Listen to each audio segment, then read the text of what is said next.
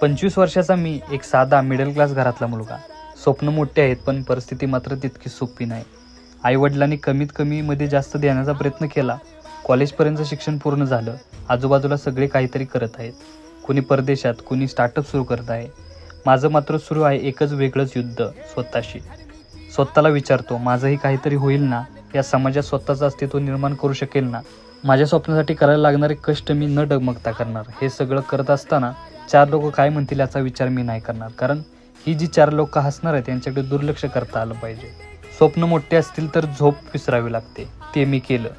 एडिटिंगच्या क्षेत्रात 4 वर्ष काम केल्यानंतर लोकांकडून मिळालेलं प्रेम आणि सपोर्ट बघून आयुष्यात पहिल्यांदा असं वाटलं की मी काहीतरी केलं आहे.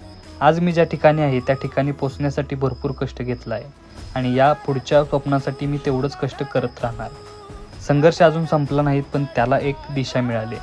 तुम्हीही 25 वर्षाचे असेल किंवा अगदी 18 किंवा 30 या वयाचं असाल. वय महत्त्वाचं नाही. महत्त्वाचं आहे तुम्ही तुमचं स्वप्न किती जगण्याचा प्रयत्न करता आणि त्यासाठी किती झटत आहात. कारण मिडल क्लास मुलाचं स्वप्न मोठं नसतं पण ते जगासाठी प्रेरणादायी असतं. स्वप्न पहा, संघर्ष करा आणि स्वतःची कहाणी स्वतः घडवा. बाकी आयुष्य आहे चालायचंच.